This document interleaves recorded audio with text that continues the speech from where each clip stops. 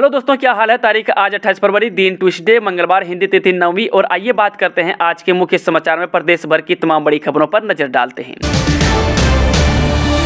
PM ने जारी की किसान सम्मान निधि की 13वीं किस्त, किसानों के खाते में भेजे 16,000 करोड़। प्रधानमंत्री नरेंद्र मोदी ने कर्नाटक में बेलगावी से पीएम किसान सम्मान निधि की 13वीं किस्त को सोमवार को जारी किए जाने की घोषणा करते हुए देश प्रदेश के किसानों को बधाई दी। उन्होंने कहा कि देश में बदलाव आया है और देश हर वंचित को विकास में वरीयता देने का काम किया जा रहा है।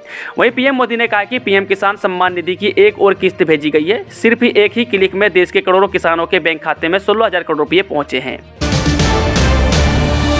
वहीं और एक बड़ी खबर है कि पेपर लीक केस में दर्ज होगी एक और एफआईआर। एफएसएल रिपोर्ट में विजिलेंस को मिले अहम सबूत। जेओआईटी पेपर लीक मामले में विजिलेंस ने इस सप्ताह एक और एफआईआर दर्ज करेगी। पेपर लीक मामले में विजिलेंस की जांच के दौरान एफएसएल की रिपोर्ट में कई अहम साक्ष्य मिले हैं। इन साक्ष्य के आधार पर विजिलेंस इसी सप्ताह पेपर लीक मामले में एक और अलग से एफआईआर दर्ज करेगी। इससे पहले आरोपी महिला कर्मचारी के घर से विजिलेंस को कुछ परीक्षाओं के प्रश्न पत्र मिले थे। अब इन पेपरों के लीक होने की विजिलेंस ने अलग से एफआईआर दर्ज की है। वहीं विजिलेंस ने कर्मचारी चयन आयोग की महिला कर्मचारी के खिलाफ 2 अलग अलग मामले दर्ज किए हैं। वहीं और एक बड़ी खबर है कि लेक्चरर के 530 पद पर होगी भर्ती। शिक्षा विभाग ने सरकार को भेजा प्रस्ताव। राज्य के सरकारी स्कूलों में लेक्चरर के 530 पदों पर जल्द ही भर्ती की जाएगी। वहीं डायरेक्ट भर्ती के तहत इन पदों को भरा जाएगा। उच्चतर शिक्षा विभाग ने इसका प्रस्ताव तैयार कर मंजूरी के लिए सरकार को भेज दिया है। जल्द ही इसे मंत्रिमंडल की स्वीकृति के लिए भेजा जाएगा। वहीं मंत्रिमंडल की स्वीकृति के बाद विभाग इसे आयोग को भेजेगा। चलिए, वहीं और एक बड़ी खबर है कि सुक्खू मंत्रिमंडल की तीसरी बैठक 1 मार्च को, कई अहम निर्णय संभव। सुक्खू मंत्रिमंडल की तीसरी बैठक बुधवार को बुलाई गई है। मुख्यमंत्री सुखविंदर सिंह सुक्खू की अध्यक्षता में यह बैठक राज्य सचिवालय में होगी। इसमें कांग्रेस के प्रतिज्ञा पत्र की गारंटियों पर चर्चा सहित कई अहम निर्णय होंगी।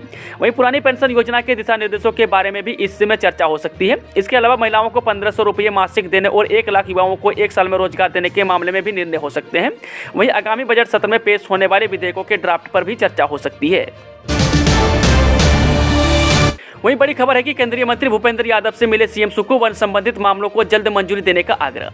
मुख्यमंत्री सुखविंदर सिंह सुक्खू ने सोमवार को नई दिल्ली में केंद्रीय वन, पर्यावरण एवं जलवायु परिवर्तन मंत्री भूपेंद्र यादव के साथ हिमाचल प्रदेश की विभिन्न वन परियोजनाओं से लंबित स्वीकृतियों के विषय में विस्तृत चर्चा की। सीएम सुक्खू ने केंद्रीय मंत्री से प्रदेश में हेलीपोर्ट निर्माण, राज्य को वर्ष 2025 तक हरित ऊर्जा राज्य बनाने की दिशा में आवश्यक ग्रीन कॉरिडोर के निर्माण तथा विद्यालयों के भवन निर्माण सहित सरकार की प्रमुख योजनाओं के लिए आवश्यक वन स्वीकृतियों में तेजी लाने का आग्रह किया। वो दिन दूर नहीं जब मेक इन इंडिया विमान में घूमेंगे लोग, शिवमोगा एयरपोर्ट उद्घाटन पर बोले पीएम। प्रधानमंत्री नरेंद्र मोदी ने सोमवार को कहा कि भारत के ओडियन बाजार का आज पूरी दुनिया में डंका बज रहा है और वह दिन दूर नहीं जब यहां के लोग देश में बने विमानों में ही यात्रा कर रहे होंगे। वहीं पीएम मोदी ने कर्नाटक के शिवमोगा में नए हवाई अड्डे का उद्घाटन करने के बाद आयोजित सभा में कांग्रेस की नेतृत्व वाली पिछली सरकारों द्वारा देश के विमान सेवा क्षेत्र को कुछ महानगरों तक ही सीमित रखने का आरोप लगाया और कहा कि उनकी सरकार ने अब स्थिति बदल दी है। आज हवाई अड्डों की संख्या 9 वर्ष में 2 गुनी हो चुकी है तथा आम आदमी भी सस्ती उड़ानों का फायदा उठा रहा है। वहीं और एक बड़ी खबर है, सूरज कश्यप का कार्यकाल बढ़ा सकती है पार्टी, या तो दूसरा टर्म मिलेगा या चुनाव तक एक्सटेंशन। भाजपा अध्यक्ष और सांसद सूरज कश्यप को दूसरा कार्यकाल पार्टी दे सकती है। एक विकल्प यह भी है कि लोकसभा चुनाव तक इनके कार्यकाल को आगे बढ़ा दिया जाए।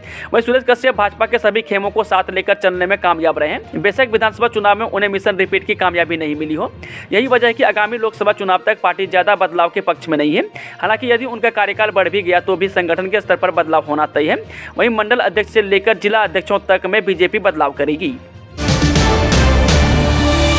शिमला में बीजेपी और आप कार्यकर्ताओं में हुई धक्का मुक्की, पुलिस ने किया बीच बचाव। रविवार को 8 घंटे की पूछताछ के बाद सीबीआई ने दिल्ली के उप मुख्यमंत्री मनीष सिसोदिया को गिरफ्तार कर लिया है। इसके बाद आम आदमी पार्टी प्रदेश भर में धरना प्रदर्शन कर अपना विरोध जाहिर कर रही है। इसी कड़ी में हिमाचल प्रदेश में भी आम आदमी पार्टी के कार्यकर्ता विरोध जताने के लिए हिमाचल बीजेपी के प्रदेश कार्यालय के बाहर एकत्रित हुए। इस दौरान आम आदमी पार्टी और भारतीय जनता पार्टी के कार्यकर्ताओं के बीच हल्की धक्का मुक्की हो गई। 6 जिलों में बनेंगे 8 हेलीपोर्ट। पवन हंस कंपनी 1 मार्च से शुरू करेगी कंसल्टेंसी का काम। हिमाचल प्रदेश में इस वर्ष 8 हेलीपोर्ट का निर्माण कार्य शुरू होने की संभावना है। प्रदेश सरकार के दिशा निर्देशों पर 6 जिलों में हेलीपोर्ट बनाने के उपायुक्तों में भूमि चयनित कर ली है। वहीं पहले चरण में 8 हेलीपोर्ट निर्माण किया जाएगा। हिमाचल के राज्यपाल शिव प्रताप शुक्ला के हार्ड में डाला गया स्टैंड, जाने पीएम मोदी का क्यों जताया आभार।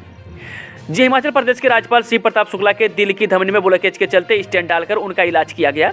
यह जानकारी हिमाचल राजभवन की ओर से दी गई। प्रदेश राज्यपाल दिल्ली में दौरे में थे। इस दौरान रविवार देर रात उनकी तबीयत बिगड़ी। छाती में दर्द की शिकायत के बाद इन्हें नोएडा के कैलाश अस्पताल में भर्ती करवाया गया। वहीं आपको बता दें कि सोमवार सुबह राज्यपाल शिव प्रताप शुक्ला के टेस्ट किए गए। टेस्ट में सामने आया कि उनके दिल की धमनियों में ब्लॉकेज है। इसके बाद डॉक्टरों ने उन्हें तुरंत स्टेंट डालकर इलाज कराने की हिदायत दी। वहीं और एक बड़ी खबर है कि 2 विदेशी कुल्लू में बनाएंगे डॉग शेल्टर, आवारा कुत्तों की समस्या से मिलेगा छुटकारा। अच्छा, जिला कुल्लू की सड़कों पर घूम रहे आवारा कुत्तों के चलते आए दिन जहां जनता को परेशानियों का सामना करना पड़ता है, तो वहीं अब जिला कुल्लू में डॉग शेल्टर खोलने के लिए भी योजना तैयार की जा रही है।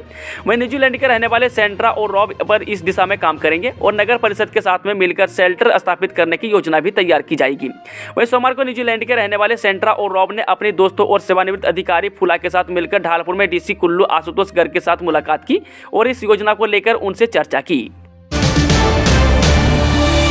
वहीं आज की और एक बड़ी खबर है कि हिमाचल में जनवरी फरवरी में 36% कम बारिश, सूखे जैसे हालात से निपटने की तैयारी शुरू।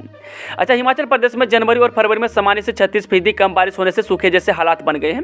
अगर मार्च और अप्रैल में भी बारिश कम हुई तो कृषि, बागवानी और पेयजल परियोजनाओं पर मार पड़ेगी। वहीं सूखे की संभावित स्थिति से निपटने के सभी जिला उपायुक्तों और विभागाध्यक्षों को ठोस कार्य योजना बनाने के निर्देश दिए गए हैं। बावड़ियों की सफाई करने को कहा गया है ताकि पानी का संकट न हो और पशुओं जैसे की व्यवस्था करने के निर्देश भी दिए गए हैं। वहीं सूखे की संभावित स्थिति से निपटने की तैयारी के लिए सोमवार को मुख्य सचिव प्रबोध सक्सेना की अध्यक्षता में समीक्षा बैठक हुई। वहीं और एक बड़ी खबर है कि प्रदेश की 1 दर्जन और मंडियों में किसान कर पाएंगे फसलों की ऑनलाइन बिक्री। अच्छा, हिमाचल की 1 दर्जन और मंडियों में किसान ऑनलाइन फसलों की बिक्री कर पाएंगे। पहले चरण में प्रदेश की 19 फल और सब्जी मंडियों को पहले ई नाम मंडियों में बदला जा चुका है। अब राज्य के कुल्लू, शिमला, सोलन, हमीरपुर, बिलासपुर, सिरमौर, कांगड़ा और ऊना की ये मंडियां ई नाम पोर्टल से जुड़ेंगी। वहीं दूसरी ओर एक बड़ी खबर है कि शिमला में कमला नेहरू अस्पताल की तर्ज पर अब सभी जिलों में बनेंगे शिशु केयर यूनिट। अच्छा, हिमाचल प्रदेश के जिला अस्पतालों में जच्चा बच्चा के वार्ड अब आधुनिक सुविधाओं से लैस होंगे। वहीं राजधानी शिमला के कमला नेहरू अस्पताल की तर्ज पर इन अस्पतालों में शिशु केयर यूनिट स्थापित किए जाएंगे। वहीं आपको बता दें कि इन यूनिटों में समय से पूर्व जन्म, कमजोर शिशु, पैदा होते ही बच्चों को सांस लेने में दिक्कत आदि बीमारियों से पीड़ित नवजातों को रखा जाएगा। वहीं प्रदेश सरकार की ओर से जच्चा बच्चा वार्डों में करोड़ों रुपये की राशि खर्च की जाएगी। चलिए वो चलते हैं आज की आखिरी खबर। भैया भैया कहकर चिखती रही मासूम हवसी 17 साल के लड़के ने किया रेप, हालत गंभीर। जी, सिडकुल थाना क्षेत्र में 7 साल की मासूम बच्ची के साथ दरिंदगी की घटना सामने आई है। आरोपी भी 17 साल का लड़का है जिसे पीड़िता भैया कहकर बुलाती थी। पुलिस ने पीड़ित बच्ची के बयान के आधार पर पॉक्सो एक्ट में मुकदमा दर्ज करते हुए आरोपी लड़के को गिरफ्तार कर लिया है। वहीं पुलिस के मुताबिक बच्ची की हालत गंभीर बनी हुई है और उसका अस्पताल में इलाज चल रहा है। दोस्तों, मेरे द्वारा दी गई जानकारी अगर थोड़ा भी पसंद आई हो तो वीडियो को लाइक, शेयर, चैनल को सब्सक्राइब जरूर करें।